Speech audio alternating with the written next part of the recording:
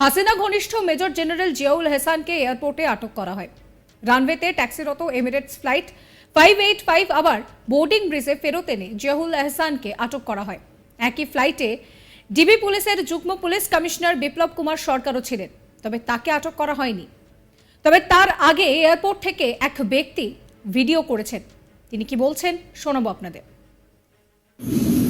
দেখতেই পাচ্ছেন উত্তপ্ত ঢাকা এয়ারপোর্ট। এখন বাজে হলো রাত 1:49। খুনি মেজর জেনারেল জিয়াউল হাসান, সে হলো এমিরেটসের এই ফ্লাইটে পালাচ্ছিল বাংলাদেশ থেকে।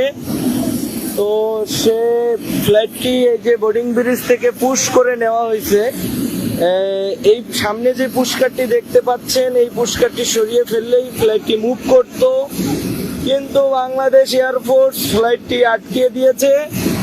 ফ্লাইটটি যেতে দেওয়া হবে না। খুব সম্ভবত ফ্লাইটটি আবারও বোর্ডিং ব্রিজে নিয়ে আসা হবে। উত্তপ্ত ঢাকা এয়ারপোর্ট, রাত 1:50 বাজে। এই ফ্লাইটটি কোনোভাবেই যেতে দেওয়া হবে না। বাংলাদেশ যারা ধ্বংস করেছে, খুনি হাসিনার সাথে যারা জড়িত, কেউ এই বাংলার মাটি থেকে আমরা ডিউটিতে থাকাকালীন পালাতে দেব না ইনশাল্লাহ। তাদের বিচার এই বাংলার মাটিতেই হবে। সামান্য কিছু টাকার জন্য দেশনেত্রী বেগম খালেদা জিয়াকে জেলে নিয়ে তারা আজকে আমাদের নেত্রী মৃত্যুর শয্যায় পাঞ্জা লড়ছে। খুনি হাসিনা গিয়েছে যেভাবেই হোক, কিন্তু তাদের সাথে যারা ছিল কেউ যেতে পারবে না কোনোভাবেই। দয়া করে সবাই ভিডিওটি বেশি বেশি শেয়ার করে বাংলার মানুষকে দেখার সুযোগ করে দিন। ফ্লাইটটি আসলে যাবে কি যাবে না এটার চূড়ান্ত সিদ্ধান্ত চলছে। তো দেখা যাক বাংলাদেশ এয়ারফোর্স কি সিদ্ধান্ত নেয়। ইতিমধ্যে আমাদের ভিডিও ধারণ করাটা নিষেধ, যার জন্য সরাসরি লাইভে এসেছি। এটা আসলে খুবই একটা রিস্কের ব্যাপার, কারণ আপনারা অনেকেই জানেন না হয়তোবা, বাংলাদেশ এয়ারফোর্স ঢাকা এয়ারপোর্ট নিয়ন্ত্রণ করে। প্রশাসনিক দায়িত্ব সমস্ত তাদের হাতে।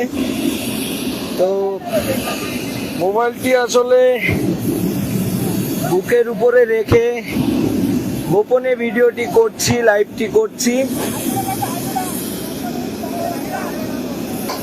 মনে হচ্ছে যে ফ্লাইটটি ছেড়ে দেওয়া হচ্ছে কোনো এক বড় ইন্ধনে, এবং এই ফ্লাইটটিতে তার সাথে বিপ্লব কুমারও যাচ্ছে।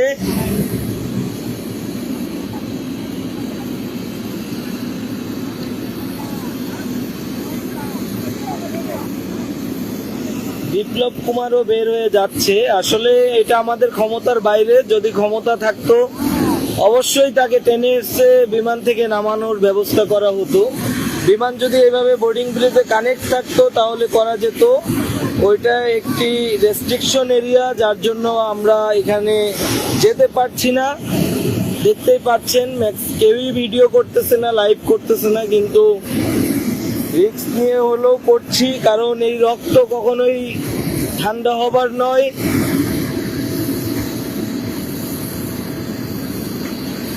বিপ্লব কুমারও আছে এই ফ্লাইটে।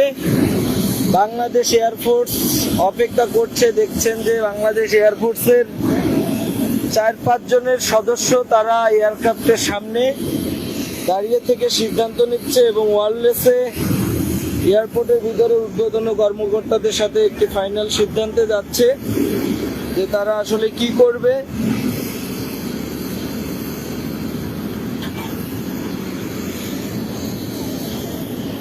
তবে ফ্লাইটটি যদি চলেই যায়,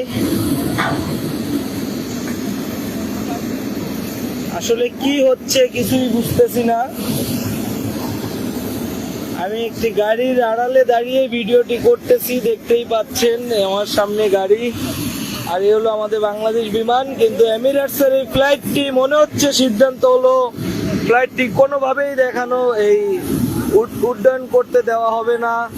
বাংলাদেশ এয়ারফোর্স ফ্লাইটের সামনে চলে গেছে, কোনোভাবেই ফ্লাইটটি যেতে দেওয়া হবে না।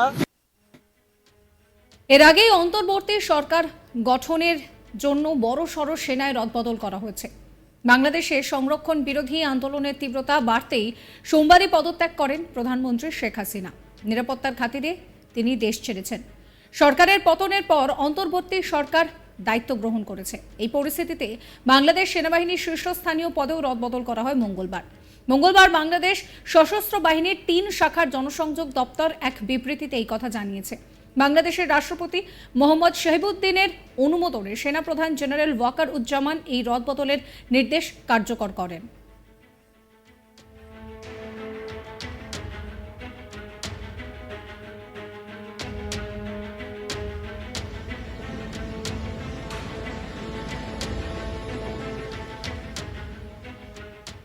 তাৎপর্যপূর্ণভাবে অপসারিত এবং বদলি হওয়া অফিসারদের অধিকাংশই সদ্য প্রাক্তন প্রধানমন্ত্রী শেখ হাসিনার ঘনিষ্ঠ বলে পরিচিত।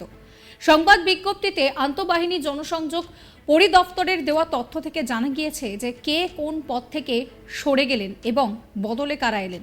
জানা গিয়েছে হাসিনা ঘনিষ্ঠ মেজর জেনারেল জিয়াউল এহসানকে চাকরি থেকে অব্যাহতি দেওয়া হয়েছে। সরাসরি সেনার নিয়ন্ত্রণ থেকে সরিয়ে অপেক্ষাকৃত কম গুরুত্বপূর্ণ পদে পাঠানো হয়েছে কয়েকজন শীর্ষস্থানীয় অফিসারকে। লেফটেন্যান্ট জেনারেল মোহাম্মদ সাইফুল আলমকে সেনা থেকে সরিয়ে পাঠানো হয়েছে বিদেশ মন্ত্রণালয়ে, আর এক লেফটেন্যান্ট জেনারেল মোহাম্মদ মুজিবুর রহমানকে GOC army training and doctrine কমান্ডে পাঠানো হয়েছে। লেফটেন্যান্ট জেনারেল আহমদ তাবরেজ তাকে কিন্তু সেনাবাহিনীর quarter master general, lieutenant general Mizanur Rahman শামীমকে সেনাবাহিনীর chief of general staff, lieutenant general Mohammad Shahinul হককে কমান্ড্যান্ট এবং মেজর জেনারেল এস.এম. রিয়াজুনকে তাদেরকে কিন্তু নতুনভাবে নিয়োগ করা হয়েছে। আর এই সমস্ত যে পরিবর্তন তা কিন্তু একটি নির্দেশিকায় উল্লেখ করা হয়েছে।